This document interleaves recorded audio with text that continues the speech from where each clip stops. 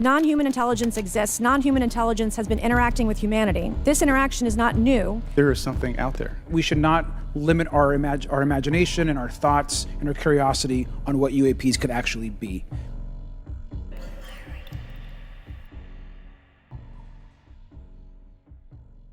Welcome to Polarity. My name is Josh, and today was the second congressional hearing about the existence and cover-up of UAPs, also known as UFOs, as well as the existence of non-human intelligence on this planet. The hearing was titled Unidentified Anomalous Phenomena, Exposing the Truth. Let's see if they did just that.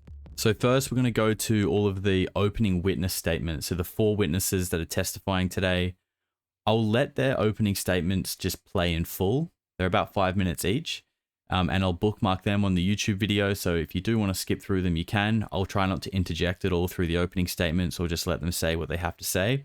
So the 4 witnesses are Tim Gallaudet. He's a rear admiral, or he was a rear admiral in the Navy, essentially the top guy when it comes to the ocean. I've spoken about him quite a bit on my TikTok channel.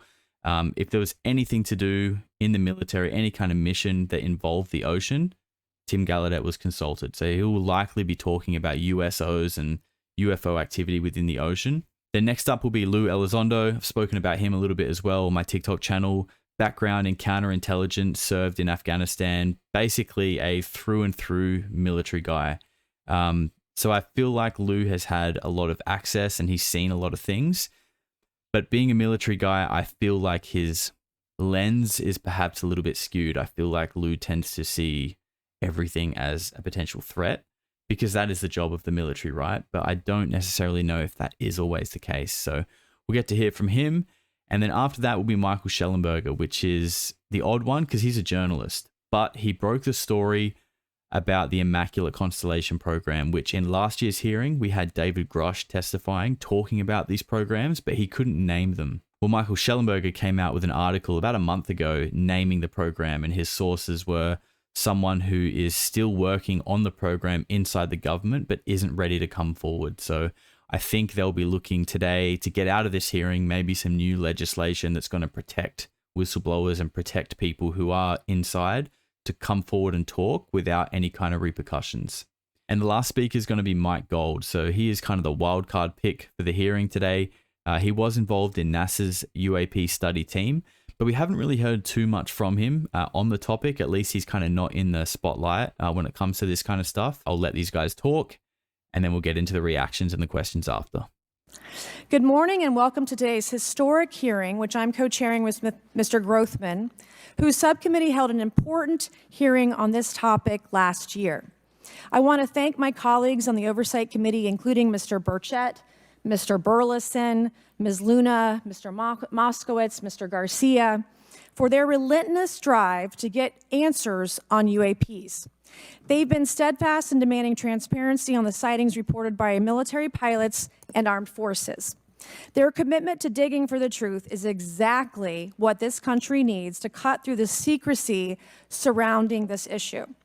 And many high-ranking individuals in the military and intelligence communities believe UAPs demand greater attention, and thus the purpose for this hearing today. Former National Security Advisor H.R. McMaster said on Bill Maher's program that, quote, there are phenomena that have been witnessed by multiple people that are just inexplicable by the science available to us. Army Colonel Carl Nell, a member of the federal government UAP task force, said at a conference this past May that non-human intelligence exists. Non-human intelligence has been interacting with humanity. This interaction is not new, and it's been ongoing, and there are unelected people in the government that are aware of that. But UAPs remain a controversial topic. I'm not going to name names, but there are certain individuals who didn't want this hearing to happen because they feared what might be disclosed. But we stood firm. No amount of outside pressure would ever keep me from pursuing a subject to ground, come hell or high water. On that score, I want to thank our witnesses for being here. We have before us a panel of individuals accomplished in the military, in civilian government, in science, and in journalism. Some of the testimony you will hear them deliver today does not reflect well on influential individuals and agencies within the U.S. federal government and perhaps some of our contractors. It's never easy to present such information publicly. So I appreciate our witnesses voluntarily agreeing to being here today. This hearing is intended to help Congress and the American people to learn the extent of the programs and activities our government has engaged in with respect to UAPs and what knowledge it has yielded. This includes, of course, any knowledge of extraterrestrial life or technology of non-human origin. If government-funded research on UAPs has not yielded any useful knowledge, we also need to know those facts. Taxpayers deserve to know how much has it been invested, how much has been spent. They shouldn't be kept in the dark to spare the Pentagon a little bit of embarrassment. The reality is, despite their enormous taxpayer-funded budgets, the transparency of the Defense Department and the intelligence community have long been abysmal. The Pentagon has failed 6 consecutive audits. In fact, it's never actually passed one. Adding to this is a runaway overclassification of documents and materials, a reluctance to declassify materials when appropriate, and at times an outright refusal to share critical information with Congress. In short, it's not a track record that instills trust. So Congress has tried in recent years to lift the veil and find out if information about UAPs is being withheld, not only from the American public, but also from their elected representatives in Congress. Part of the transparency effort was legislation created in the Pentagon, the All-Domain Anomaly Resolution Office, or AARO, but the new office is struggling to get its footing. A recent statutorily required report from AARO intended to illuminate the government's historic assessment of UAPs was heavily criticized by those seeking UAP transparency. The report has stoked suspicions AARO is unable, or perhaps unwilling, to bring forward the truth about the government's activities concerning UAPs. I'm disturbed that AARO itself lacks transparency. Even its budget is kept from the public. So if there is no there, then why are we spending money on it, and by how much? Why the secrecy if it's really no big deal and there's nothing there? Why hide it from the American people? Because I'm not a mathematician, but I can tell you that doesn't add up. I expect some of our witnesses to share their views on that AARO report. We will also hear from the witnesses today allegations of UAP-related misinformation and disinformation by government officials of which they are personally aware and directly experienced. And we will hear testimony today concerning recent revelations about a purportedly secret UAP program whose existence and findings may have been improperly withheld from Congress. But before we get to the witnesses, we're going to have a few more opening statements from our colleagues. And one thing I wanted to add at the end of my closing statement is there is a document that will be entered into the congressional record today. Mr. Tim Burchett from Tennessee has this document, and we just distributed it to every member up here on the dais of this document. But this is going to be the original document from the Pentagon about Immaculate Constellation that Michael Schellenberger delivered to Congress today. So thank you, Mr. Schellenberger, for this information. We are all reading it in real time now, and Mr. Burchett will enter it into the record. But 12 pages about this unacknowledged special access program that your government says does not exist. Welcome, everyone. We are pleased to have you today. Pursuant to Committee Rule 9G, the witnesses will please stand and raise your right hands. This is where it gets real. Do you solemnly swear to affirm that the testimony that you are about to give is the truth, the whole truth, and nothing but the truth, so help you God? Let the record show that the witnesses all answered in the affirmative. We appreciate all of you being here today and look forward to your testimony. Let me remind the witnesses that we have read your written statements and they will appear in full in the hearing record. So I will first recognize Rear Admiral Gallaudet to please begin your opening remarks. Thank you, Chairwoman Mace, Chairman Grothman, Ranking Members Connolly and Garcia, and members of the committee. Thank you for this opportunity to testify today regarding Unidentified Anomalous Phenomena, or UAP.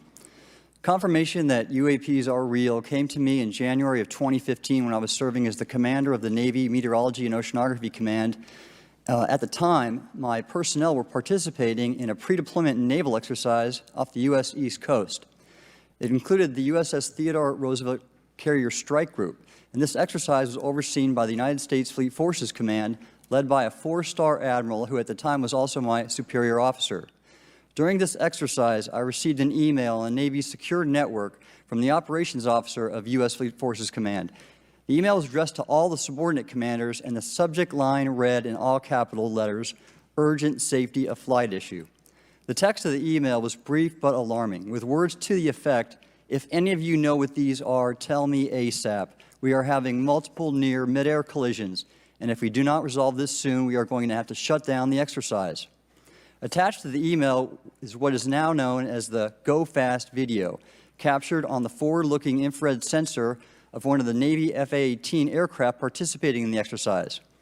The now declassified video showed an unidentified object exhibiting flight and structural characteristics unlike anything in our arsenal. The implication of the email was clear. The author was asking whether any of the recipients were aware of classified technology demonstrations that could explain these objects. Because the DoD policy is to rigorously deconflict such demonstrations with live exercises, I was confident this was not the case. The very next day, that email disappeared from my account and those of the other recipients without explanation. Moreover, the commander of Fleet Forces Command and the operations officer never discussed the subject. Even during weekly meetings specifically designed to address issues affecting exercises like the one in which the Theodore Roosevelt Strike Group was participating. This lack of follow-up was very concerning to me. As the Navy's chief meteorologist at the time, I was responsible for reducing safety of flight risks. Yet it appeared to me that no one at the flag officer level was addressing the safety risk posed by UAPs. Instead, pilots were left to mitigate these threats on their own without guidance or support. I concluded that the UAP information must have been classified within a special access program managed by an intelligence agency. That is a compartmented program that even senior officials, including myself, were not read into. Last year's UAP hearing before this oversight committee confirmed that UAP-related information is being withheld from senior officials and members of Congress. And just this week, I learned from former DoD official Chris Mellon that satellite imagery of UAP from a few years ago still has not been shared with Congress. Equally concerning, last year's UAP hearing also revealed that elements of the government are engaged in a disinformation campaign to include personal attacks designed to discredit UAP whistleblowers. Having never signed a non-disclosure agreement regarding UAPs, and now as a private citizen, I've become an advocate for greater UAP transparency from the government. The continued overclassification surrounding UAPs has not only hindered our ability to effectively address these phenomena, but has also eroded trust in our institutions. While I applaud previous bipartisan legislation passed by Congress concerning UAPs, a more comprehensive approach is needed to address the broader implication of UAP on public safety and national security, as well as the socioeconomic opportunities that open UAP research could unlock. Therefore, I recommend Congress take the following action, which I believe will receive bipartisan support. First, establish robust oversight of the executive branch's management of UAP information by directing key officials, beginning with the director of the DoD's All-Domain Anomaly Resolution Office, to provide comprehensive briefings on what the government knows about UAP and does not know. Two, enact the provisions of the UAP Disclosure Act that establish a UAP Records Review Board to ensure independent oversight, transparency, and accountability in the government's handling of UAP information.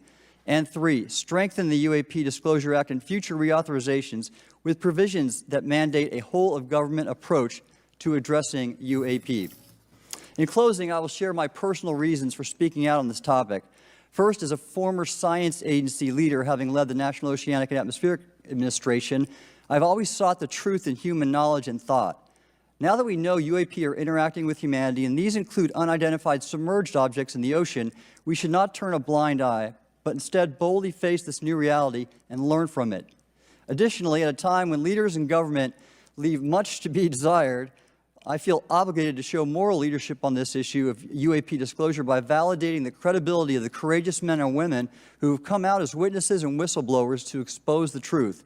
My speaking out has encouraged others to do the same, and it's my hope over time that a number of your constituents will want to know the truth and about UAP and will this number will increase to such an extent that the congressional action I've just recommended will become inevitable. Thank you, and I look forward to your questions.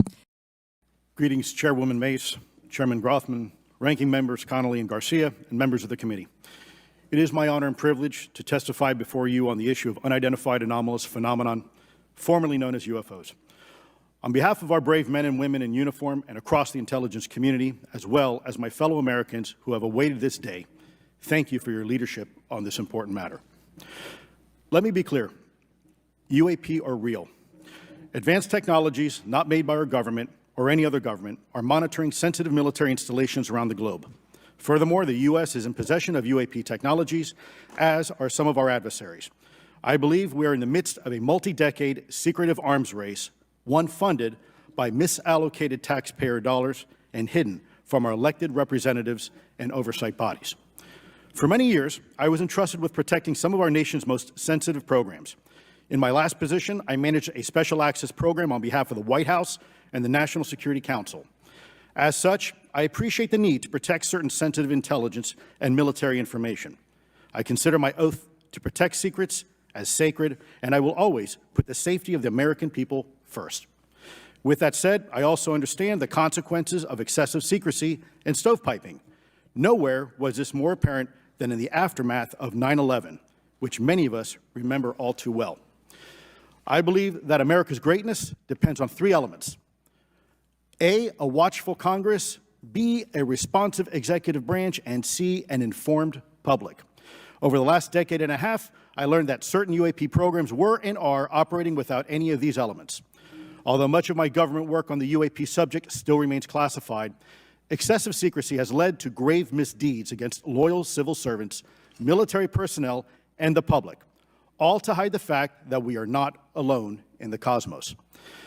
A small cadre within our own government involved in the UAP topic has created a culture of suppression and intimidation that I've personally been victim to, along with many of my former colleagues. This includes unwarranted criminal investigations, harassment, and efforts to destroy one's credibility. Most Americans would be shocked to learn that the Pentagon's very own Public Affairs Office openly employs a professional psychological operations officer as the singular point of contact for any UAP-related inquiries from citizens and the media. This is unacceptable. Many of my former colleagues and I have provided classified testimony to both the Department of Defense and the Intelligence Community Inspector General, and many of us have subsequently been targeted by this cabal with threats to our careers, our security clearances, and even our lives. This is not hyperbole, but a genuine fact, and this is wrong. To fix these problems, I propose three principal actions.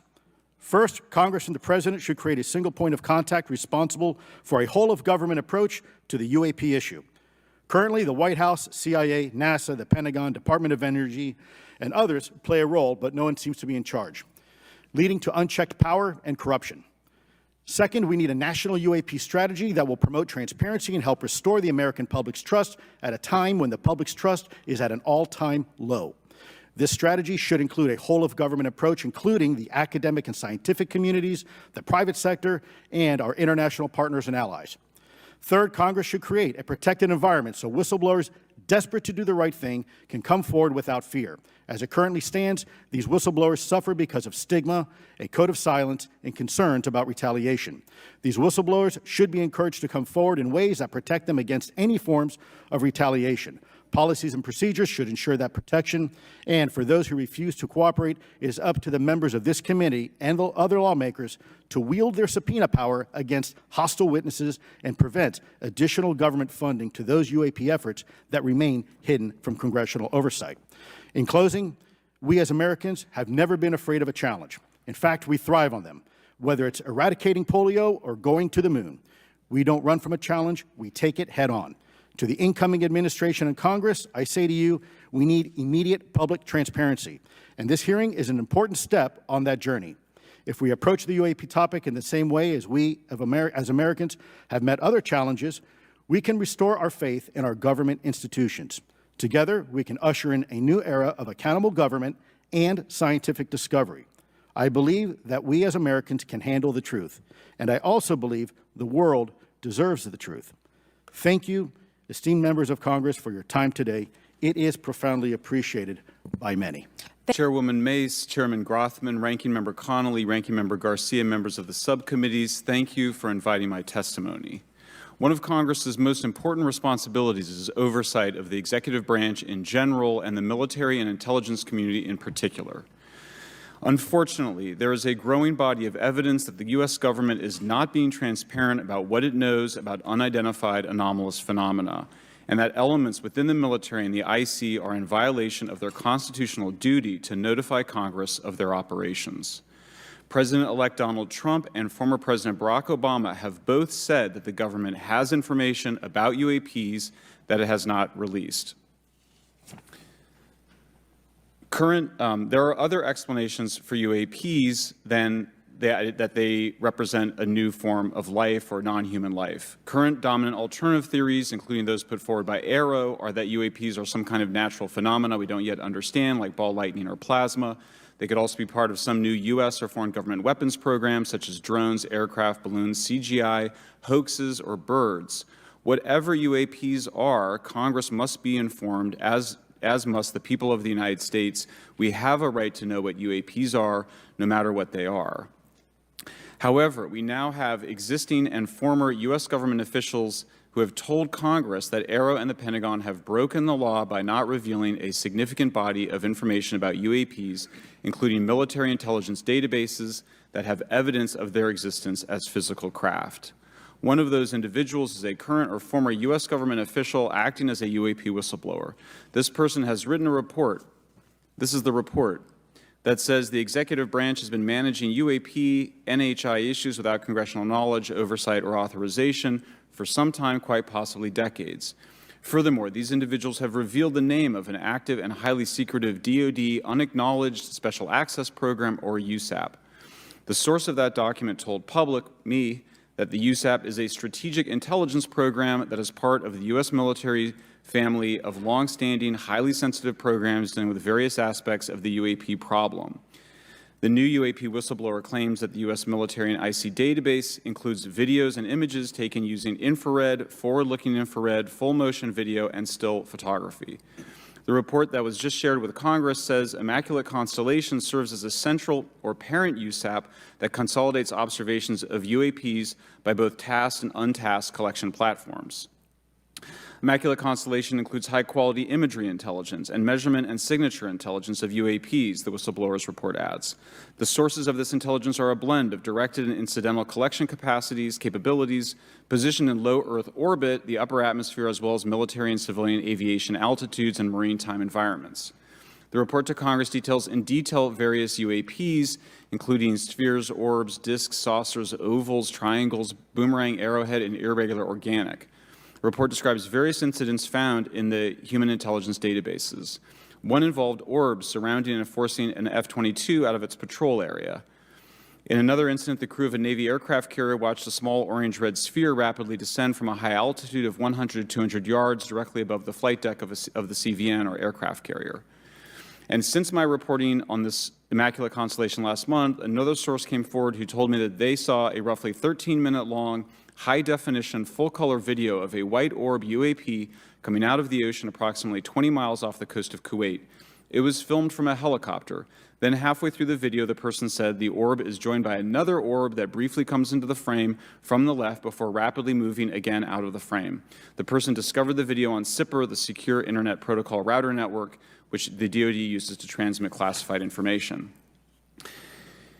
A leading UAP researcher who utilizes the Freedom of Information Act to find out what the government knows, John Greenwald, told me last year that the U.S. government had been increasingly denying his request for UAP information. He has been doing FOIA requests for 27 years and has an archive of 3 million pages. The government has for decades denied any interest in UFOs, he told me, but the documents that he has assembled show that behind the scenes it was a completely different story. Contrary to the hopes of many advocates of transparency, the government has been restricting more information since the leak of 3 UAP videos in 2017. The DoD organization AARO has been labeling many documents with a B7 exemption, which Greenwald says does not make any sense. They're stating that anything AARO does is involved in law enforcement investigation, which allows AARO to not release it. Greenwald says that the DoD has denied the existence of a UAP and ATIP-related records on multiple occasions, only to acknowledge them after an appeal was filed. He added that the Naval Air Systems Command in March 2022 stated they found no additional UAP videos. It seems strange that they had 3, and only those 3, but other requests had been filed by the Black Vault, that's John Greenwald's group, to seek out more places UAPs might be hiding. Then, in September 2022, the Navy admitted that the UAP-related videos and photographs existed, but denied the request in full for their release, saying that the requested videos contain sensitive information that are classified and exempt from disclosure. The DoD will deny things on a Monday and then admit to it on a Friday, said Greenwald. He said the government can and does release videos that protect secret methods of capturing it. They fall back on the sensitive platform excuse a lot, he said. However, the on-screen information can be blurred and scrubbed. The metadata can be removed. I'll show you this example here. This is a presentation from the UATP task force. This is completely absurd. It's nuts, this level of censorship, of redaction on a document. It shows the redaction of how many reports they've collected, for how many years. 2 of the 3 potential explanations are blacked out. The Pentagon, the intelligence community is treating us like children. It's time for us to know the truth about this. I think that we can handle it. Thank you very much. Thank you, Chairwoman Mace, Chairman Grothman, Ranking Members Connolly and Garcia, Representative Moskowitz, and distinguished members of both subcommittees. I'm grateful to all of you, as well as your intrepid staff, for the opportunity to testify, and would like to begin by discussing courage. Courage is what it takes to tackle this topic, and courage in the face of adversity is what I see in front of me, beside me, and behind me. Per my introduction, I am currently the Chief Growth Officer at Redwire Space and have had several leadership positions at NASA. That being said, I want to be clear that I am speaking exclusively on my own behalf and not for Redwire, NASA, or any other organization. However, I am here today to speak out for science. Science requires data, which should be collected without bias or prejudice. Yet, whenever the topic of UAP arises, those who wish to explore the phenomena are often confronted with resistance and ridicule. For example, members of the NASA UAP independent study team, particularly those in academia, were mocked and even threatened for simply having the temerity to engage in the study of UAP. Wow. Our best tool for unlocking the mystery of UAP is science, but we cannot conduct a proper inquiry if the stigma is so overwhelming that just daring to be part of a NASA research team elicits such a vitriolic response. Therefore, one of the most important actions that can be taken relative to exposing the truth of UAP is to combat the stigma. And this is where I believe that NASA can be eminently helpful. The NASA brand is synonymous with hope, optimism, and credibility. If you were to take a walk down the National Mall, you would immediately see the NASA logo on t-shirts, hats, and bumper stickers. Few federal agencies enjoy this kind of popularity. I've never seen anyone wearing an Office of Personnel Management t-shirt, which is why NASA could play such an influential role. Specifically, NASA could, with relatively little cost and effort, host symposia on UAP, or even just participate in existing panels examining the topic. NASA personnel stepping forward and participating in such discussions would make a powerful statement to the scientific community that UAP should be taken seriously and researched accordingly. In regard to research, NASA has vast archives, much of which may contain important UAP data. Again, for relatively little cost and effort, NASA could create an AI or ML algorithm that could search the agency's archives for anomalous phenomena. I suspect that such an effort would not only result in information that will help us to understand UAP, but could result in data that will assist in other areas of scientific inquiry, such as anomalous weather or meteorite activity. Beyond its existing archives, NASA could act as a clearinghouse for civilian and commercial UAP data. During my work on the UAP independent study team, it quickly became evident that there is no clear or well-publicized process for civilian pilots to report UAP sightings. The stigma associated with UAP hampers the number of pilots that would report such phenomena, but even for those who overcome the stigma, I believe the current FAA guidance is largely unknown and poorly understood. In order to effectively collect UAP data, the independent study team recommended the use of NASA's Aviation Safety Reporting System, or ASRS. This system, which is administered by NASA and funded by the FAA, provides a confidential means for the reporting of safety violations in a voluntary and non-punitive manner. Over 47 years, the ASRS has collected nearly 2 million reports. ASRS is the perfect tool to collect UAP data, which could then be collated by NASA and shared with the public at large. Leveraging ASRS could create a treasure trove of UAP data, potentially hundreds of thousands of reports, supporting this hearing's goal of exposing the truth. And I'm grateful to our 2 co-chairs and other members who have already incorporated this idea into proposed legislation. At this hearing, and as others have demonstrated, the UAP issue is justifiably dominated by national security and defense. However, I would urge the subcommittees to keep in mind the numerous ways that NASA and the FAA, as well as commercial activities in the air, in space, and in the water, can generate a massive amount of invaluable data on anomalous phenomena. I cannot help but be excited by the potential for such an endeavor, since scientific discovery is driven by anomalies. It's the existence and study of anomalies that led to the theory of relativity, quantum mechanics, and nearly all of humanity's scientific breakthroughs. This is why the study of UAPs should be embraced, since whatever is occurring, the chance to garner new knowledge should never be ignored. We must be thorough in collecting information, fearless in making conclusions, and open to following the data, no matter how mundane or extraordinary the results may be. I began this testimony by praising the Joint Subcommittee members for their courage, and I will end by echoing that sentiment. As the saying goes, the truth is out there. We just need to be bold enough and brave enough to face it. I love Mike Gold. I'm team Mike Gold. This is the first I've really heard from this guy. Out of everyone on the panel, I hadn't really heard much from Mike Gold. I knew he was part of that NASA press conference that was like a gimmick, essentially, about UFOs last year. The way he talks, like this guy, he's passionate. I feel like we're going to get the least I can't talk about that out of Mike Gold. And he's right, you know. We are where we are today because of science, because of scientific breakthroughs. And there's something there that deserves to be studied that's being restricted, which in turn is restricting us as a civilization to progress any further. This is a long video, and if you're still hanging in there, you must be interested in the phenomenon. So why don't you just scroll down quickly, subscribe to my channel, because there's going to be a lot more content about UAPs and non-human intelligence. Former DoD official Chris Mellon reached out to you about satellite imagery from 2017 that depicts a UAP. What were the dates in 2017 when this occurred? I can't share with you the details, ma'am, but I could do it in a closed setting, and I can also tell you the agency that wrote a report. Is this the kind of hearing it's going to be? Is this the tone that we're setting? Far out. Report on it. Okay, so who has the imagery? I can tell you that in a closed setting. Can you describe what was Why are you here then? depicted in the satellite imagery? Just a description. It was a UAP, ma'am.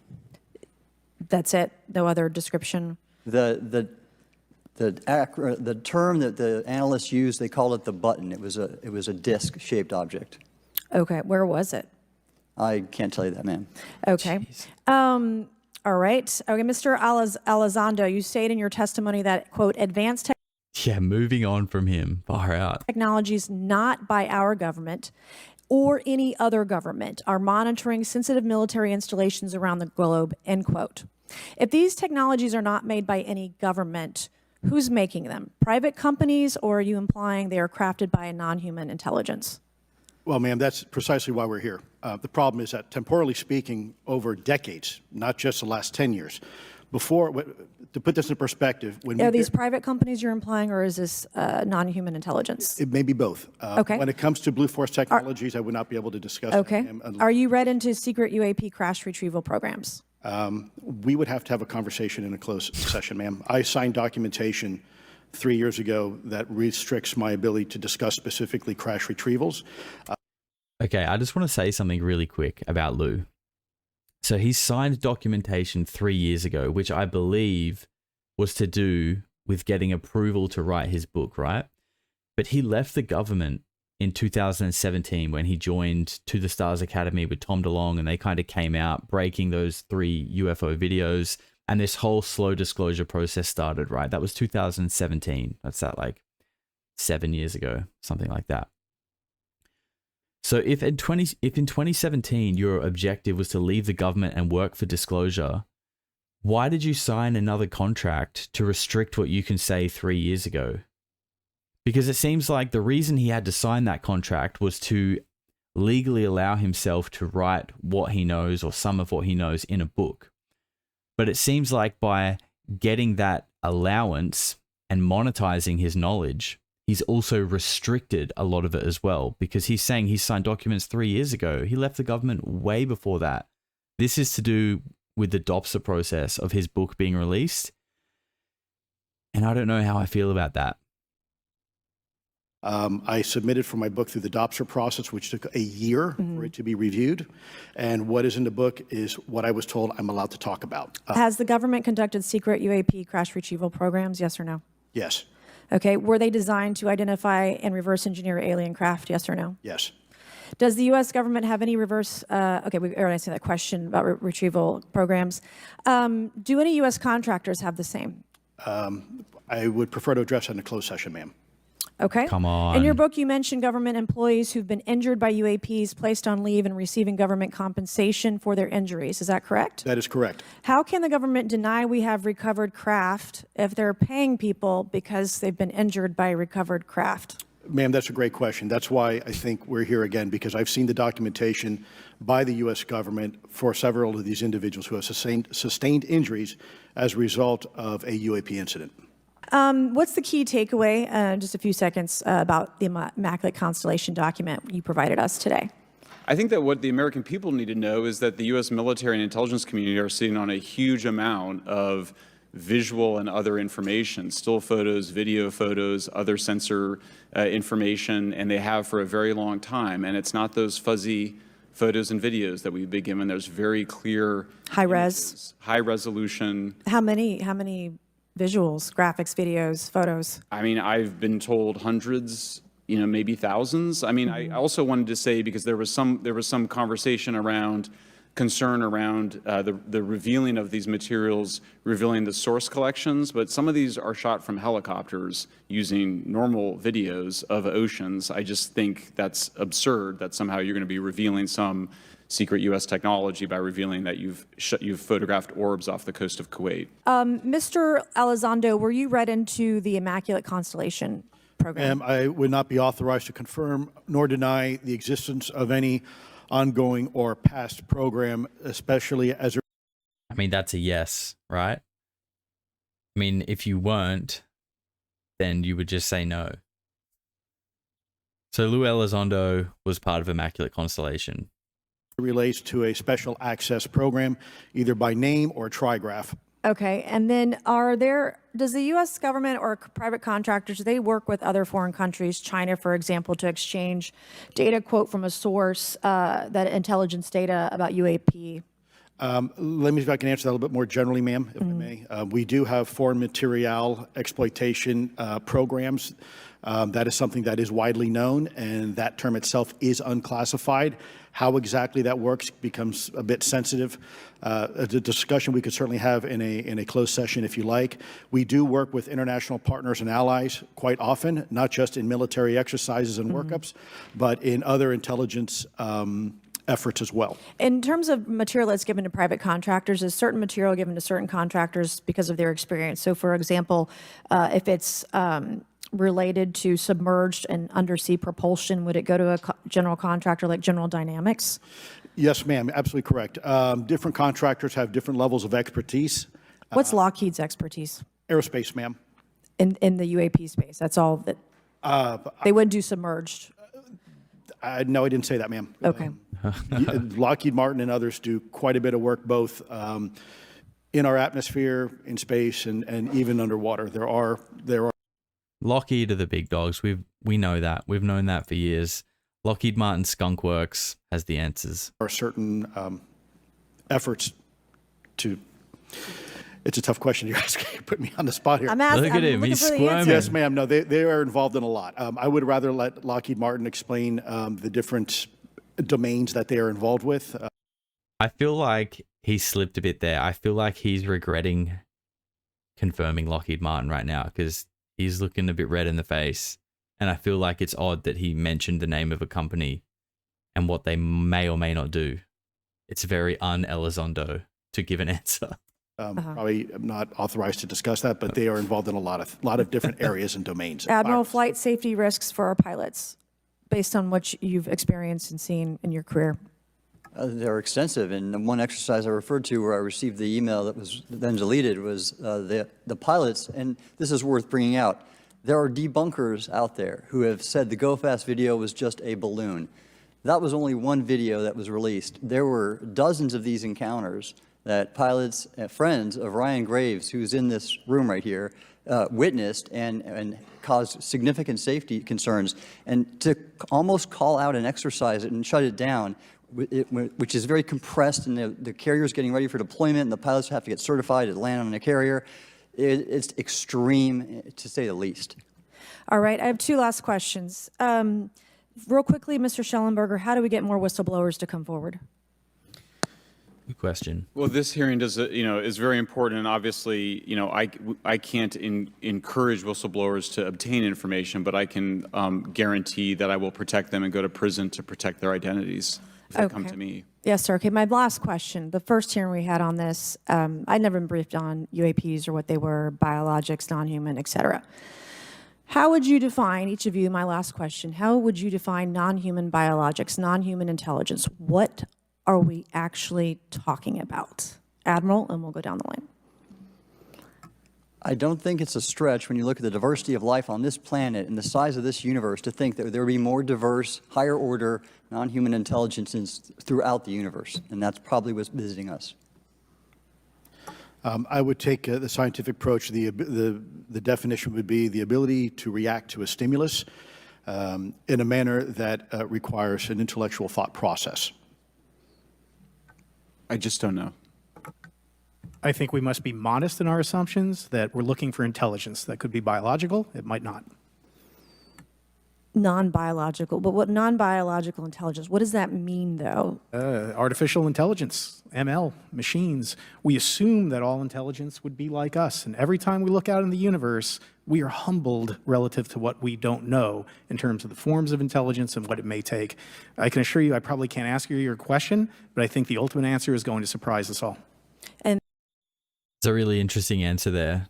I mean, I think we all assume aliens, right? And that there's these beings that are way more advanced than us that are piloting this craft. And while that might be true, if these things are so advanced, they likely would have mastered AI. I mean, maybe we haven't quite mastered it yet, but we've got a firm grip on AI and how it can automate tasks for us. And soon that'll be implemented into robots that can be our butlers in our home and cook us dinner. Like, that is a reality that is on the near future. We're going to have artificial intelligence assistants in our homes cleaning for us and cooking for us and booking appointments for us. Like, that is our future. So it's probably important to consider that if these advanced things are coming here for whatever their reason might be, research or whatever, I think it's a pretty reasonable assumption that they might get drones, robots, artificial versions that are intelligent to do some of the work for them. A lot of non-believers in all of this would just ask a very simple question. Why? Why is it so hard? Right? Like, why are people, anytime they ask, why are they always thwarted? Why are they always judged? Why is they always have misinformation spread? Why is there always retribution? Why is it always met with an ear? What's the why? If it doesn't exist, why is it such a problem? I think if you go through the history of science, Representative, it is always difficult for breakthroughs and new information, regardless of whether it's UAP or any other kind of discovery. And in science, we're supposed to be open, but when you break with the orthodoxy of what's believed, whether it's Galileo saying that the Earth doesn't rotate, or the Earth rotates around the sun, or the sun doesn't rotate around the Earth, it's always challenging for new beliefs. And the more extraordinary those discoveries, the more extraordinary those new beliefs, it's very difficult. So I think this is natural. There's natural conservatism that... That's such a great answer. Like, comparing the stigma and the way this gets demonized to Galileo, and everybody refusing to look through the telescope. That is exactly what we have here. People don't want to know. They're too scared that their understanding of reality is going to be fundamentally changed. And for some reason, people don't want that. That excites me. I'm inherently excited by that idea, but it feels like the idea of change upsets people. When it comes to science, but this issue in particular has been very difficult where, again, even to attempt to study it becomes problematic. But every hearing like this, every news report, every video, documentaries. I was privileged to be a part of something Dan Fair is putting together. I think many of us have interviewed for it, documentary over 30 different government officials. Every brick in the wall will help get us closer to getting to the truth. I appreciate that. Mr. Elizondo, did I have that correct? Sir. I'm a recovering lawyer, so I'm going to put my hat on for a second. You said you signed a document. Love that. Who gave that to you? The U.S. government, sir. Okay, you have a copy of it? It is stored in a SCIF right now. I do not have possession of it. The U.S. government.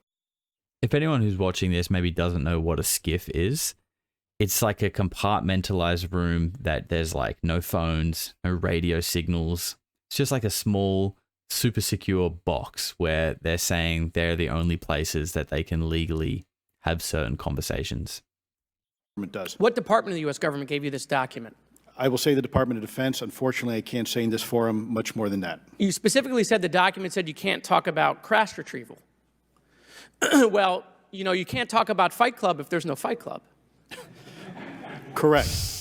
Okay, I'm just making an observation. Yes, sir. So that document that you signed, that you said exists, specifically said you can't talk about crash retrieval.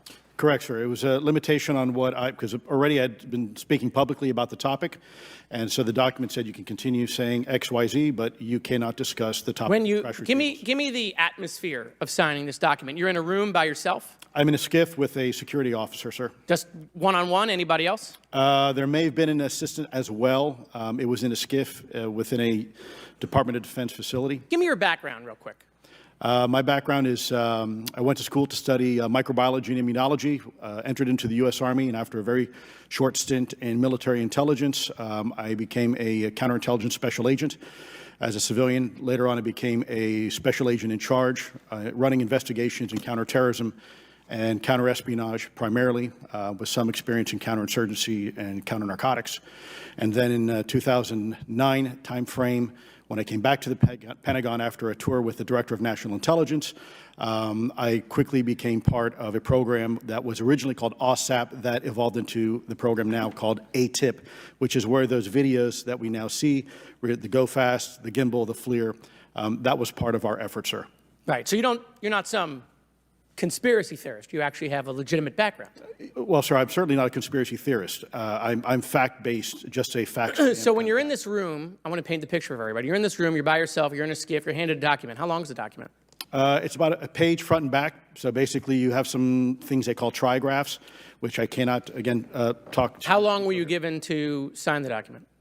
As long as I needed, sir. And what if you didn't sign it?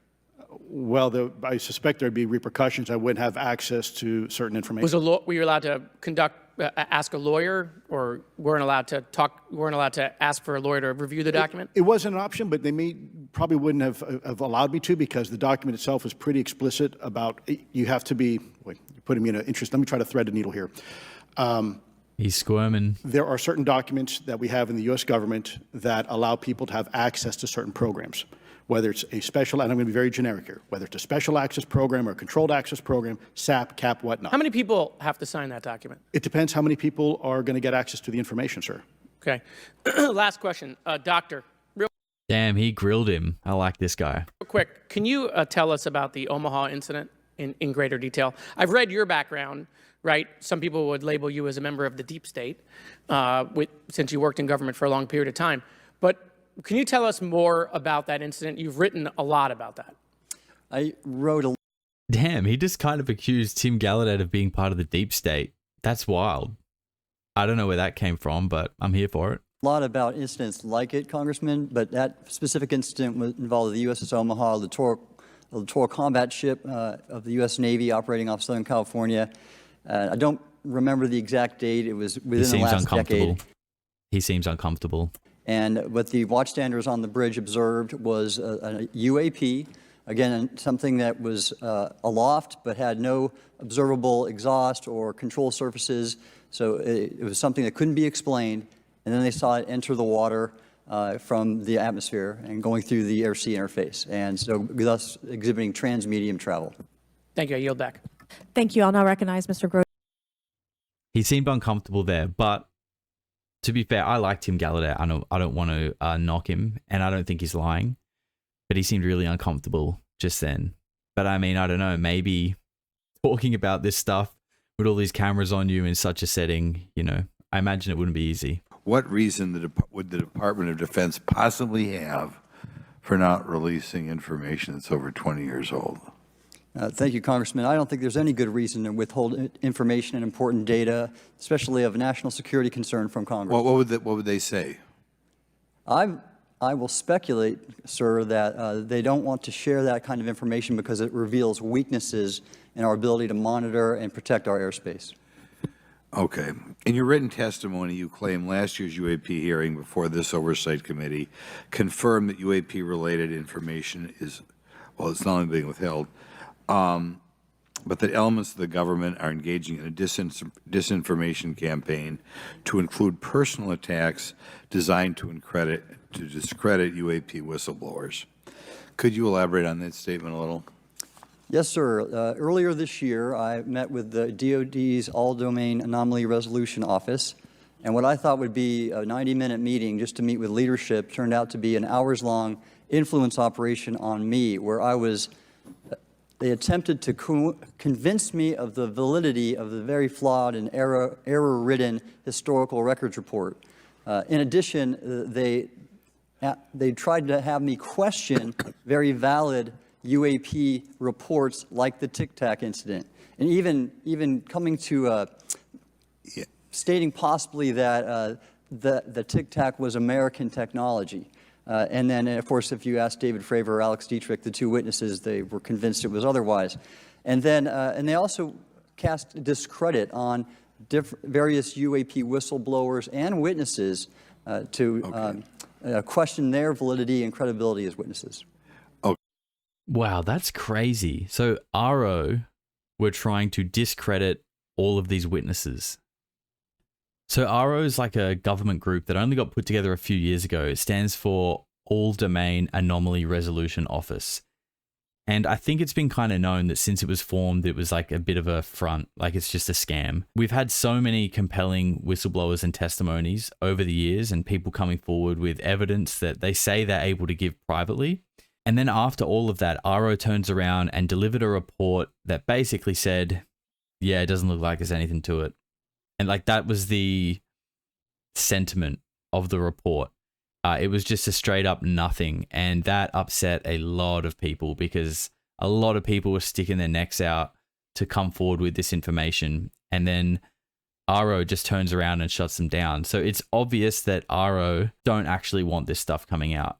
What can you give us? What specific evidence you have, or that your source provided you to substantiate the claims about the existence of the Immaculate Constellation program?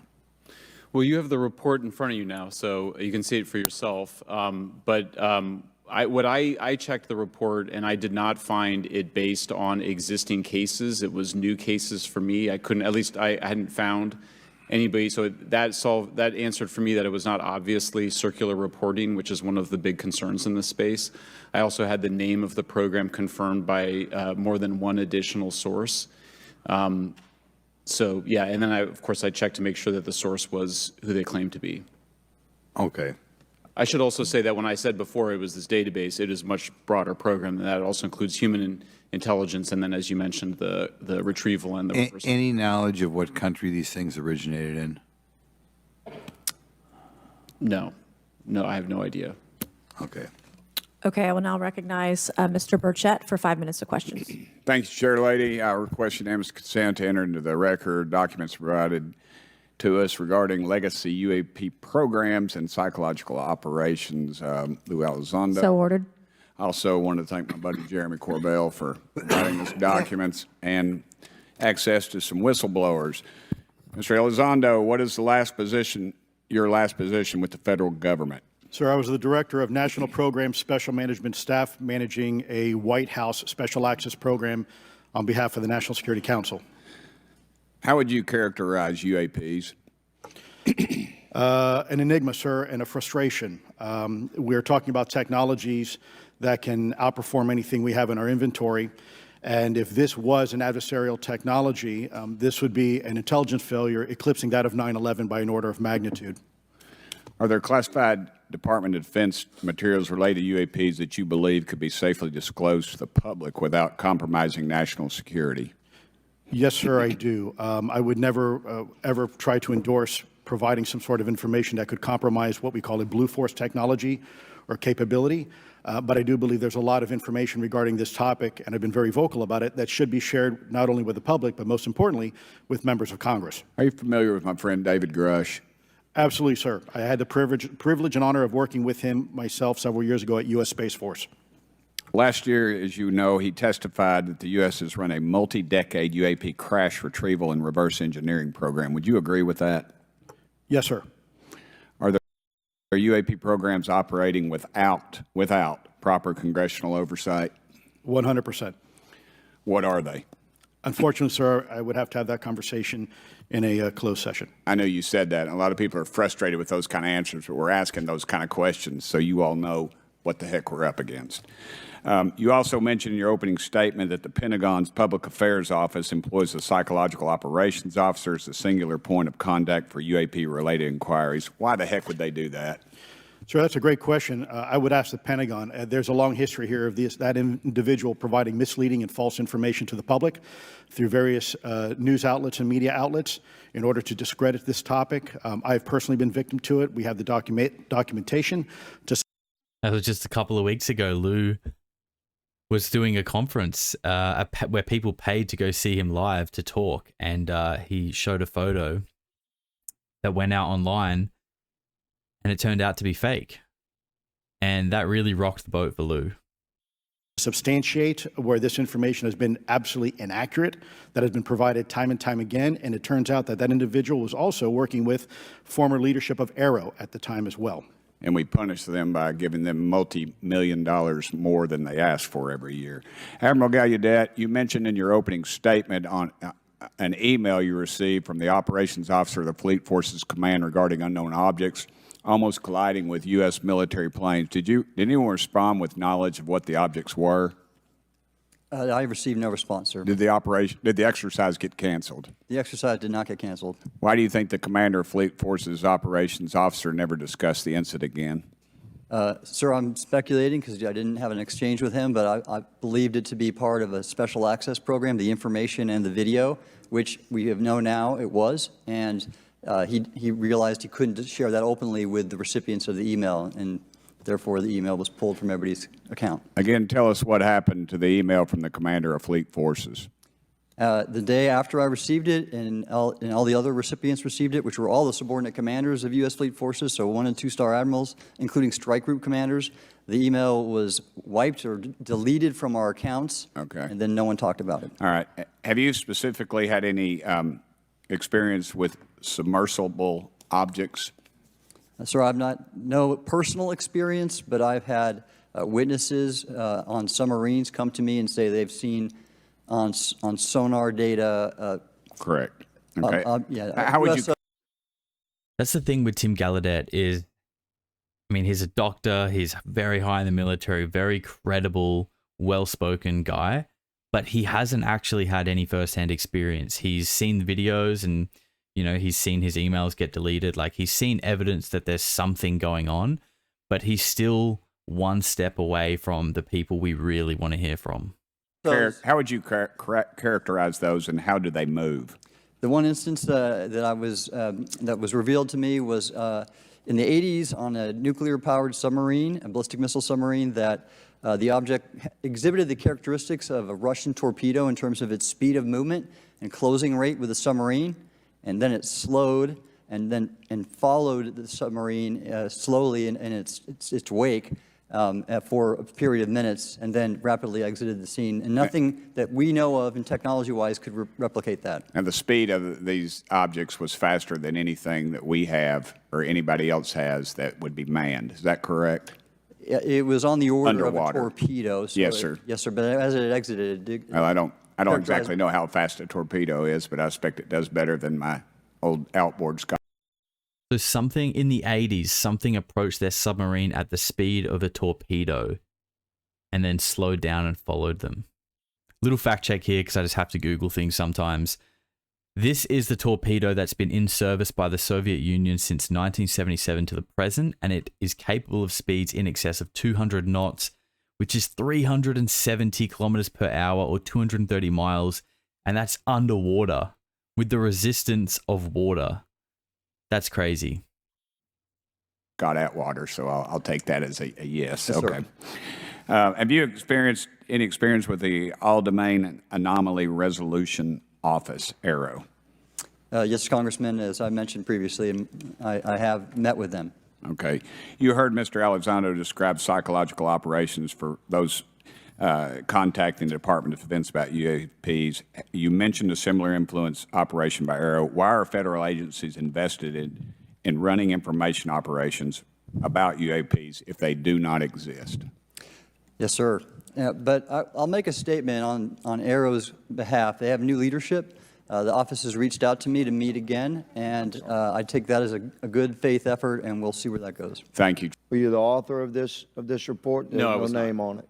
No. Do you know the author? I do. You do. And how would you estimate that madam or gentleman, the author? The person is a current or former U.S. government employee. And it states here that this is the public version of the author's report. Yes. So where might one find the non-public version of the author's report? I don't know the answer to that. Would that be with the Department of Defense? I don't know. But you do know the author. I do. You know what the author's sources were? The author's sources are described in the report. These databases, the Immaculate Constellation. Right, but you expressed some confidence in the sources I would. earlier in I do. testimony. You expressed confidence. So do you know those sources? I do. Are they within the Department of Defense? I can't say. You can't say or you won't say? I won't say. Okay, why not? Because I protect my sources, and I think the reason. But you're not naming them. That's the worst part about having a journalist here is that's the stance of all journalists. They're never going to tell you who their sources are because then they'll never get any sources again. People come to journalists because they're trusted and respected to not reveal the sources. So having a journalist at a hearing like this is, I don't really know what they were expecting. It's a big department, but many of us on my side of the aisle would say it's far too big. So you're talking about the Department of Defense, sources from within the Department of Defense? I'm not willing to reduce the Okay. potential universe of where my sources might be. Okay, moving on. Mr. Elizondo, to your knowledge, can you name the country and around time frame that the first back engineered UAP program started? Ma'am, unfortunately, I would not be able to have that conversation in public. Can anyone on the panel name that? I cannot. None of you? Okay. This next question is for Mr. Gallaudet. To your knowledge, have any USOs ever outpaced our submarines? Yes, ma'am. At what magnitude? I don't have the exact speed, but again, a witness came to me, a credible former submarine officer who observed it on sonar data. And this was in the 80s in the North Atlantic during a storm, and it outpaced his submarine by orders of magnitude. Are you aware of any hotspots that currently exist off our shores in North America? Not with sufficiently credible data, ma'am. Okay, we've heard reports of there potentially being hotspots, maybe entry and exit points. Have you heard of any of that? I have not, ma'am, but my colleague here, Mr. Elizondo, does discuss some USO activity that he's observed in certain DoD databases. Mr. Elizondo, in regards to these aircraft being piloted by whatever they might be, non-human biologics, would you agree that it's likely that they are being piloted by some mind-body connection? Ma'am, I think it is safe to presume here that they are being intelligently controlled because some cases seem to anticipate our maneuvers, and in other cases they seem to, I came across an email where the word "stalked" was used in a very secure email between Navy. That wasn't really the question, right? She asked if the craft are controlled with like a mind connection, which is kind of the consensus, especially if you listen to people like Bob Lazar. That's kind of what he said when he went inside the craft at S4, that there's no control surface, there's no cockpit, there's no steering wheel. It's almost as if something to do with the consciousness of the pilot is connected to controlling the craft. And that is not the answer that he gave. Navy officers discussing their ships being pursued by a UAP. In our previous panel, we had Grush, and he had testified to say that some of these were interdimensional beings. Can you speak on that at all? Ma'am, I'm not qualified, certainly as a scientist or otherwise, to speculate points of origin. I looked at everything from a scientific perspective. So if you look at, for example, instantaneous acceleration, which was one of the observables of the program that I belong to, ATIP, the human body can withstand about 9 G-forces for a short period of time before you suffer negative biological consequences, blackouts and ultimately redouts and even death. Comparison, our best technology, the F-16, which is it's an older platform, but one of our most highly maneuverable aircraft, manned aircraft, made by General Dynamics, can perform about 17 or 18 G-forces before you start having structural failure, meaning that the airframe begins to disintegrate while you're flying. The vehicles we're talking about are performing in excess of 1,000, 2,000, 3,000 Gs. So are you... He's kind of talking in roundabouts here, because again, that wasn't the question. The question was, are the pilots of these crafts non-human, or like, what are they?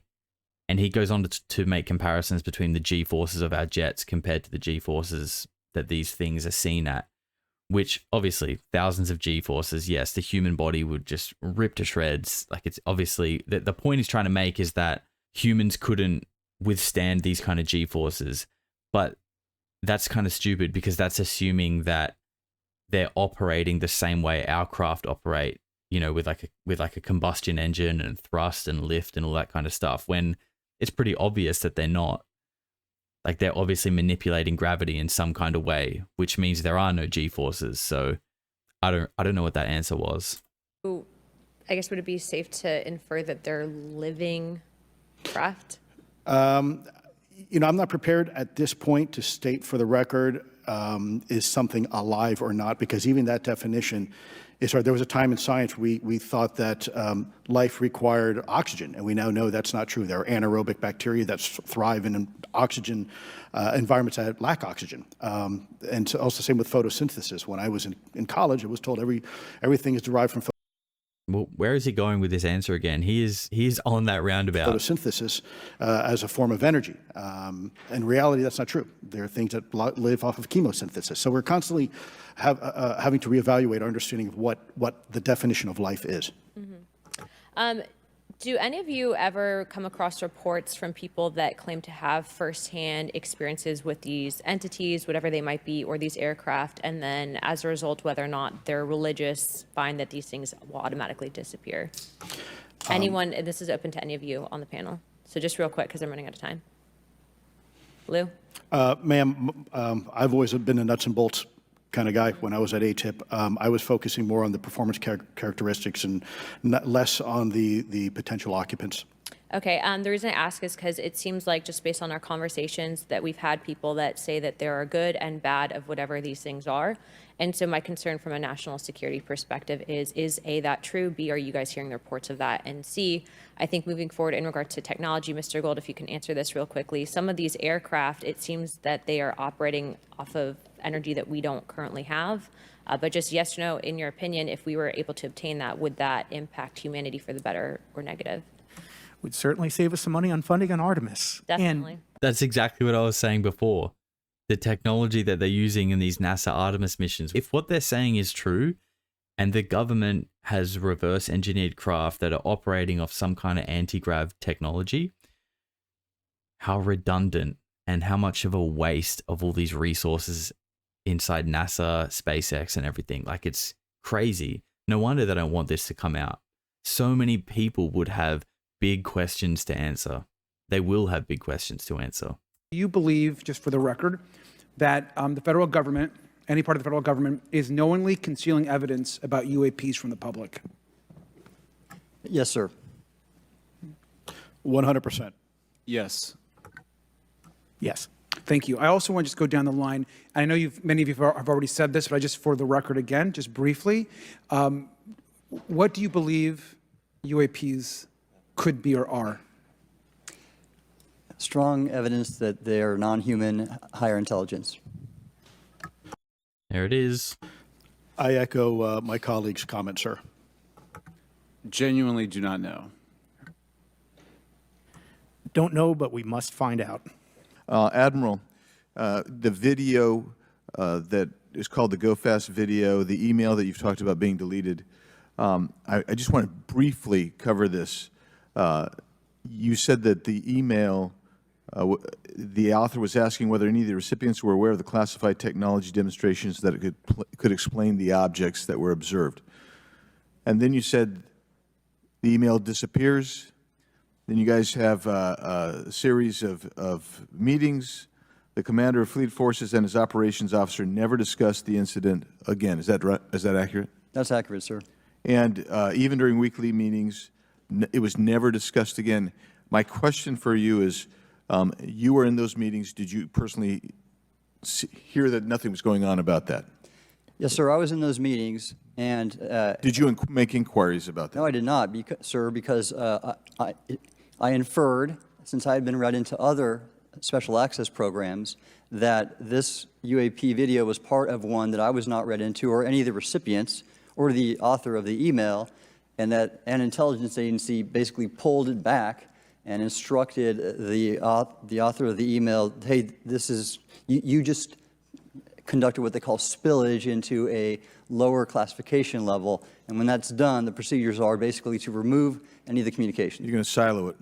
So, and you, Mr. Elizondo, you said in your report and your testimony today, a government work on the UAP subject still remains classified. Excessive secrecies led to grave misdeeds against loyal civil servants, military personnel, and the public, all to hide the fact that we are not alone in the cosmos. Fair?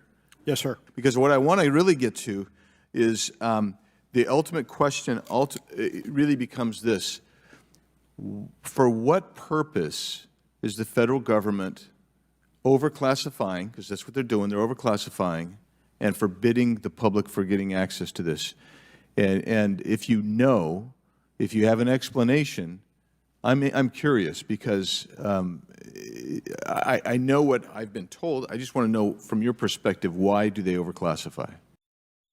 That's a really good question. Like a really clever and simple question. I'm interested to see what they say. Mr. Elizondo, you look like you're finger on the button, ready to go. Yes, sir. Forgive me. I think there's several reasons. I think at the time when this reality became evident to the U.S. government, we were in the middle of the Cold War with then Soviet Union, and we did not want to tip our hands to what our knowledge base was on this topic. We did not want to broadcast that to the Cold War's long over. It is, sir. It is, sir. There's also then the philosophical argument that the Department of Defense and the intelligence community is solution-oriented. And when you don't have answers, it's a really tough spot to be in. It's easier to be quiet and suppressed than if you don't have the answer. Indeed, sir. In fact, there's a very real example. I mean, that is the only understandable excuse, right? Is that when they first found these things, they had no idea what they are. And rather than come out and say, look, we don't know what's going on here, because they would look silly. It's supposed to be the military. They're supposed to protect the country. They need to have answers. I could understand it being kept quiet for maybe 5, even 10 years.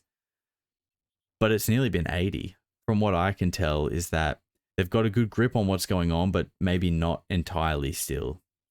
And I think the compartmentalization is what's stopping that. It's so hard for them to discover more because so little people are able to work on it. And even the people that are working on it can't even talk to each other. When we built the U-2 spy plane and flew it over then Russia, and we're taking reconnaissance. And when we first started flying the aircraft, it flew so high and so fast we thought they weren't tracking us. In reality, they were tracking every flight. It wasn't until the Russians could develop the SA-2 surface-to-air missile and successfully shoot them down. I would suggest to you also, along with Lakatos and Kuhn, you also have a problem with Kenneth Arrow's path dependence or increasing returns. That's one reason why they won't disclose it. It's too painful to admit. I think that that's it as well, right? It's been so long that, like, how do you come out with your hands in the air and just be like, yeah, look, it's been a while. Sorry about that. And I just want to convey this to you. On USG networks, there exists infrared footage of and imagery of a grouping of vessels engaged in SIGINT and mass collection at night in a specific area of the Pacific Ocean. This footage, which was in close proximity to the vessels, a large equilateral triangle UAP suddenly appears directly over the ships. These three bright points are seen at each bottom corner of the UAP, which is observed to slowly rotate on its horizontal axis. And he goes on to describe that. And I just want to read one more. Triangular craft with lights at the end of each point. It sounds a lot like the UAP that I analyzed in my first YouTube video. Visual effects artist investigates UFO footage. You should check that out because what we saw in that video looks exactly as what he described. While performing a routine airspace surveillance and control mission in the Eastern Air Defense Sector, an F-22 fighter observed multiple UAP contacts at mission altitude. Moving to intercept, the F-22 pilot noted multiple metallic orbs slightly smaller than a sedan hovering in place. Upon vectoring towards the UAPs, a smaller formation of the metallic orbs accelerated at rapid speed towards the F-22, which was unable to establish radar locks on the presumed hostile UAPs. The F-22 broke trajectory and attempted to evade, but was intercepted and boxed in by approximately 3 to 6 UAPs. And then I'll leave that there, but because... Wow. Metallic spheres the size of a small sedan. It's weird that he said 3 to 6. Like, would you not know how many they were? But they intercepted him. So, like, these things, whatever they are, they're toying. They're literally toying with military jets. Does any branch of the United States government or defense contractors possess technology? Sir, there's documentation that I believe was submitted for the record that was approved for release by the U.S. Pentagon, by the Department of Defense Office of Pre-Publication Security Review, and it states one of the reasons why my predecessor program, OSAP, was trying to collect material of unknown origin. Was it successfully collected? I can't say that. It was not. What happened is that there was an aerospace contract company that requested to divest itself of the material that was collected in the 1950s. Unfortunately, that didn't actually occur. So let's dive into that. That's the Bigelow Airspace, correct? So yes, sir. There was a journalist, Christopher Sharp, who said that there was a transfer between Lockheed Martin, Bigelow Aerospace, and the CIA allegedly blocked this. Can you describe that? What I can say is that it was blocked. Why it was blocked, I can only surmise. I was part of some conversations later on with some of those contract personnel where they had told all of us that is accurate. What we required was a memo from the Secretary of the Air Force in order to make that complete, and that never occurred. And so when Secretary Mattis became Secretary of Defense, I decided it would be appropriate for me to try to receive a memo from him as SecDef, as Secretary of Defense, if we could not get a memo from the Secretary of the Air Force to transfer that material. So if that material exists today, who's in possession? Sir, I wouldn't be able to have that conversation in an open hearing. We'd probably have to. So they're saying Lockheed Martin, is that right? Lockheed Martin had material, which I assume is a craft, or at least a piece of a craft, right? And that it was attempted to organize for that to be divulged to Bigelow Airspace. So basically 2 private companies privately trying to swap some craft or material between each other. And it was blocked by the CIA. Have that. Okay, my question to you then is, if we were in a secure setting, if we were in a SCIF, would you be able to provide or get access to something, whether it's visuals or material that we could put our hands on, or biologics, that would convince me, that would show me that we have non-human origins? Sir, that decision would not be mine. That would be to the gatekeeper still in the U.S. government. And who would we, so if you were in our shoes, where would you go from here? How would The next hearing, we need to get those people need to be put under oath. The people who are running the show at Lockheed Martin, at Raytheon, at Northrop Grumman, these high-level people in the CIA, that's who needs to be at this next hearing. would you get that information? Where, a lot of times we just don't know who to ask because we don't know where to go next. So if you were in our shoes, where would you go? Well, I prefer to answer that question in a closed session. However, we established AARO for that very purpose, and unfortunately, under its previous leadership, it failed. So one would hope that they would have the authorities necessary to do that. Let's hope that this new iteration of leadership will be successful. In the discussions, it's simply about material, or is there discussion about it was previously testified that there was biologics that were collected. Are you aware of any of that? I am, sir, aware of the reporting that biologics have been recovered. Again, my focus was more nuts and bolts, looking at the physical aspects of these phenomena, how they interacted around military equities and nuclear equities. So I'm certainly not a medical expert. I would not be able to probably provide you a whole lot of value in that simply because I don't have the expertise. But was anything described as that we have possession of bodies? Yes, yes. We have is it multiple types of creatures, or? Sir, I couldn't answer that. I can tell you anecdotally that it was discussed quite a bit when I was at the Pentagon. The problem is the supposed collection of these biological samples occurred before my time, in fact, before I was even born. And was this part of the Lockheed? The collection of these biologics from these craft crashes were before Lou was even born. Now, I'm going to say that Lou he wouldn't be much older than 50. I reckon he's around 50. He's definitely not 60. So likely Roswell, I'm going to say, is what he's referring to. Martin discussion, or was this the biologics is a completely separate? Separate yet related. Okay. Has anyone made contact? Sir, I'm sorry, could you specify? Has there been any, to your knowledge, any communication with a non-human life form?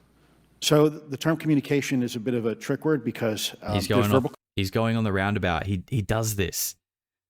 I like Lou, but the way he speaks sometimes is really frustrating. Communication like we're having now, the problem is you also have nonverbal communication. And so I would say definitively yes, but from a nonverbal meaning, when a Russian reconnaissance aircraft comes into U.S. airspace, we scramble 2 F-22s, and we are certainly communicating intent and capability. I think the same goes with this. We have these things that are being observed over controlled U.S. airspace, and they're not really doing a good job hiding themselves. They're making it pretty obvious they have the ability to even interfere with our nuclear equities and our nuclear readiness. Fair point. I see what he's saying there. But he did say, he said yes. So he said yes, but he kind of dragged his answer into the idea of like craft not hiding themselves right over their bases is obviously a form of communication. Is the United States government or in our contractors, are they pulling technology from this? Or they're reverse engineering this? Sir, as I previously stated, and please forgive me, I am not authorized to discuss specifics about crash retrievals. I signed documentation with the U.S. government. What I can say was, after a very thorough review process by the Pentagon, what I wrote about. And that was my limit, unfortunately. I won't go into it again, but I really want to know the details on these documents that he signed only a few years ago, but he's been doing this for much longer than that. So why did you sign those documents? Just to get a book out? Just to monetize part of your knowledge at the cost of letting people know everything you have to say? And then there's also the question that the Pentagon have allowed you to say XYZ. So is that because they slowly want to let us know? Or is it because it's bullshit and it's just part of like the campaign? I don't know. I think Lou is an honest guy, but I'm open to the idea that he may be getting fed incorrect information. That's just a theory. I don't necessarily subscribe to it. What I do fully believe, though, is that Lou believes he's doing the right thing and telling the truth. These UAPs are intentionally targeting military installations, or do you think that we have increased abilities to monitor surrounding the military installations? Sir, maybe both. Part of my concern is we have something in the Department of Defense and the intelligence community called IPB, Initial Preparations of the Battle Space. And we use equities like ISR, intelligence, surveillance, reconnaissance, and other type of equities and technologies to prep the battle space. And certainly, you know, if I was wearing my national security hat, even if there was a 2% chance that there was some sort of hostile intent here, that's 2% higher than we really can accept. And so we must figure out, there's a calculus, capabilities versus intent, in order to identify if something is a national security threat. We've seen some of the capabilities, yet we have no idea in the intent. And so this is why this discussion is somewhat, I think, problematic from a governmental perspective, because we have no idea. Again, I know I kind of mentioned this before, but seeing everything as a threat means seeing everything as a threat, you're just kind of isolating yourself to one idea or one outcome. And I understand what he's saying. These things are over military bases. They turn off the nukes. They split the formation of fighter jets. And I can understand how that's perceived as a threat. But if they were a threat and they're so much further advanced than us, they would have finished us off a long time ago. They would have done whatever they wanted to do, but they clearly don't want to do harm. So by looking at them as a threat and treating them as a threat, can we ever have like a peaceful introduction or a peaceful, I don't know. I just have a problem with that narrow-minded view of things. I'm trying to think how to say this because I wear two different hats. I'm still in the Air Force. So, I mean, it seems that they're becoming increasingly brash. And the question that we really have to figure out is it China or is it non-human? And I think that's the biggest question the American people want to know. If it's China, it's scary because they have a lot of technology that we cannot. I would be so shocked if this is China or any other human nation. I really think that's out of the question personally, based on the capabilities that they display. Explain. And if it's non-human, that's scary because we don't know the intent. Would you say that's fair? Yes, Congressman. And in fact, I really believe that we should use this hearing as a catalyst to improve and bolster our air defense capabilities and our maritime domain awareness capabilities, because obviously there are holes in it, whether it be UAP of non-HI direction or NHI direction, or, like as you say, sir, China or any other adversary. I think I understand from this hearing that you would agree that classifying information like this is not in the best interest of the people. Is that correct? Yeah, I mean, with the caveat that, of course, I would support classification necessary to protect secrets essential to national security, but I think it's pretty obvious that there's overclassification. Overclassification, yes. And so in most instances, if they can't tell us what, do you think at some point they'll at least tell us why? You know, President-elect Trump has repeatedly committed to greater transparency, both on the UAP issue, on JFK files, on COVID origins, and many other things. So I think that we need to make sure that the next administration is held accountable for that. Agreed. And this is for all four of you. Yes or no, please. I have many questions I want to get to. Are there any known instances of recovered materials or technologies that are not of human origin and maybe connected to any advanced bioscience defense programs within the USG? I don't know. I wouldn't be able to answer that, ma'am. I don't know. I don't know. Okay, so there are rumors that have come up to the Hill of a secretive project within the Department of Defense involving the manipulation of human genetics with what is described as non-human genetic material, potentially for the enhancement of human capabilities, hybrids. Are any of you familiar with that? Yes or no? No, ma'am. I am not, ma'am. I'm not. No, ma'am. Wow. What? I'm going to go back and play that again. She just said that she has heard whispers from the Capitol that there are programs experimenting on manipulating human DNA with non-human DNA to create advanced humans that have advanced capabilities. That's the craziest thing I've heard so far. Okay, I would like to know, with Immaculate Wow. Constellation, how does this relate to UAP activities, Mr. Schellenberg, in oceanic environments? Are there any instances where the Navy or other maritime forces have encountered UAPs that could not be explained by known technology or natural phenomena? Yeah, the Immaculate Constellation covers both terrestrial and oceanic, and there's actually a number of cases described in the report that occur in the ocean. And do you believe that there is a concerted effort by the Pentagon to keep Congress out of the loop regarding these UAP activities, specifically in our waters? Yes. I think it's about 5% of our ocean that's actually been studied in detail by man, and we've studied more of space than we had of our own oceans. And so are there any accounts of UAPs emerging from or submerging into our water which could indicate a base or presence beneath the ocean's surface? I don't know about a base, but as I mentioned, I had a different source entirely describe this pretty extraordinary footage that exists of orbs, of an orb coming out of the ocean and being met by another orb. Some would say that there's multiple hotspots where we see frequent activity. So in your investigations, have you come across any data or visual evidence like sonar readings or underwater footage of these UAPs? I feel like these last two questions about underwater bases and hotspots, she's 100% alluding to what Danny Sheehan has said recently about Guadalupe Island, just off the coast of Baja, California, being an underwater base, I'm pretty sure were his words, and that between there and Catalina Island, which is just a little bit further up off the coast of California, like both of those spots, I've known about Catalina Island for years as a UFO hotspot, but Guadalupe is that's a new one, and it's apparently a big one. I have not beyond what's in the report. You've written about UAPs not only in the air but in underwater.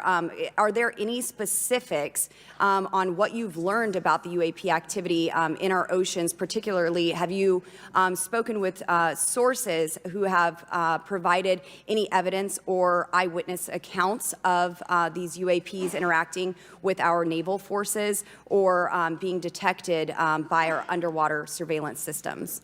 Nothing beyond what's in the report and then the specific case that I mentioned with the orb.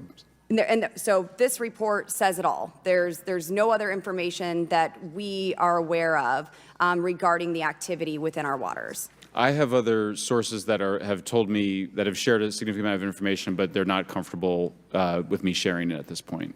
Okay. Are there any technological capabilities observed in these oceanic UAPs that seem to defy our current understanding of physics or our engineering capabilities? It seems like they all do. Yes, I would agree with that. My time is up, but I do appreciate your bravery, your courage for coming here and speaking today. And it seems like there's still some questions that we need answers to, and we will not relent until we get those to the American people. Thank you all. I think we all know that there's something going on. Mr. Elizondo, based on your knowledge of UAP sightings, do you believe it's fair to say that they are especially common near nuclear sites? Yes, sir. Mr. Congressman, I absolutely am convinced of that, as are my colleagues inside the government.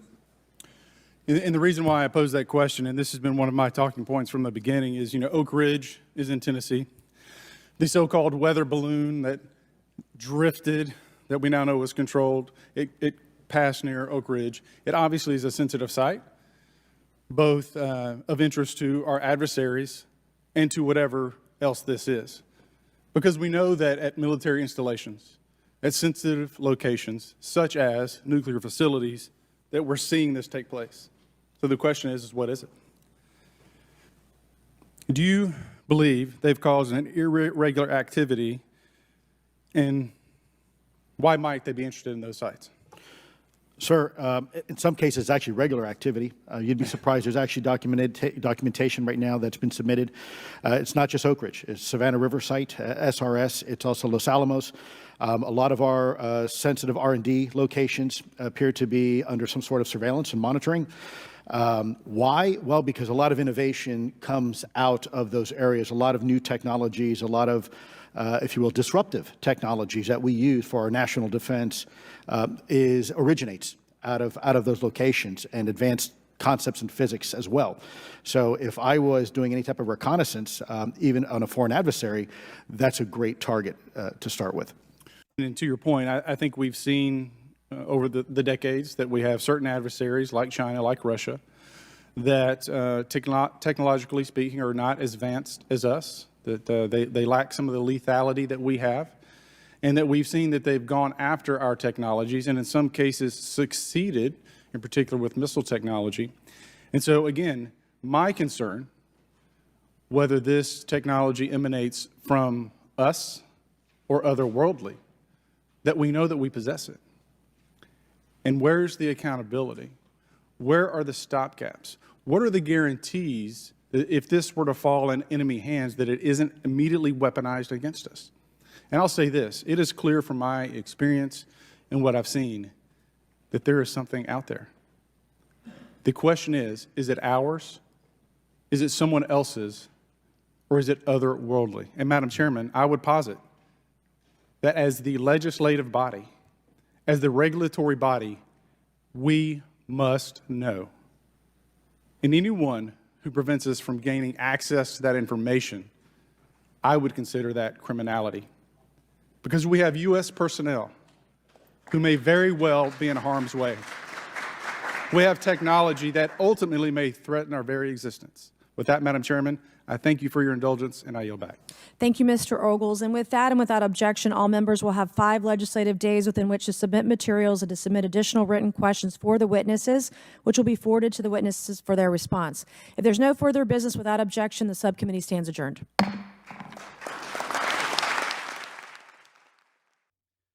So overall, if you've been following the topic, it wasn't the most groundbreaking hearing. And to be honest, I didn't expect it to be. There's a lot of legislation and laws and NDAs and things that get in the way of a clean stride into disclosure. But what I really liked about today was how aggressive the people asking the questions were. At the last hearing, it seemed like the Congress people were getting familiar with the idea and maybe still beginning to accept the fact that UAPs are real and non-human intelligence is real. And that was over a year ago, almost 18 months ago. And I think in that time, they've obviously been hard at work, doing their due diligence, doing their research, talking to people. And I think it's pretty clear from the outset today that they're very aware that this is real. That's not a question anymore. Now it's about who are these people? Who is hiding this stuff? Where is this cover-up taking place? We saw today that the people that have been in the spotlight for a long time are they've served their purpose. We can't really get much more out of them right now. We either need legislation to change and allow them to speak more without any repercussions, or, and what I think needs to happen, is the head of Raytheon, the head of Northrop Grumman, the head of Skunk Works, Lockheed Martin. Where are these people? These people need to be subpoenaed and legally required to be at the next Congress hearing, as well as the top dogs in the CIA and the 100 other several 3-letter agencies that are a part of the US government that have a hand in this cover-up. I know I gave the witnesses a little bit of shit throughout the video, but all in all, I think they did a great job. I tip my hat to all 4 of them. It wouldn't be easy to testify in front of that many people, millions of people really, and talk about this subject. So full credit to them. I know a lot of people like to rip into people like Lou for talking in roundabouts and, you know, people call him a shill. I don't necessarily think that. I know I said it in the video, but from judging character, I really feel like Lou is an honest guy. I feel like he believes 1,000% that he's doing the right thing by his country, and that's his priority. But I think there is a significant chance that Lou is maybe being misled or fed false information, Because let's face it, he's connected to the counterintelligence industry. He's connected to the government. He's connected to the industry that's doing the cover-up. But we know with the compartmentalization, that doesn't necessarily mean he's a part of it. But the cover-up could be playing him without him even realizing. And I think that's a real question we need to think about, but we don't have any proof of that. And until we do, we can't call Lou out, because let's face it, at the end of the day, without Lou coming forward with To the Stars Academy in 2017, we would not be here. We would still be in the same place where everyone thinks these things are just some imaginary thing that were made up on the X-Files. We've come a long way. The momentum seems to be exponential right now. In 2017, when the Pentagon released these 3 videos, it was kind of radio silence for the next couple of years. There was whisperings and things going on, and there was a little bit of, there was more than there was. But now, every year, it seems like we are taking big, big leaps. And with President Trump in the office now and his vow for transparency and the truth and free speech, I really think we're going to see a big shift in this conversation and a big transformation in the way that we view the world. It was a long one. I hope you enjoyed the video, guys. I tried to cut it down as best as I could. If you enjoyed it and if you're interested in the topic, don't forget to subscribe, like the video as well. That really helps. And I'll see you on the next one.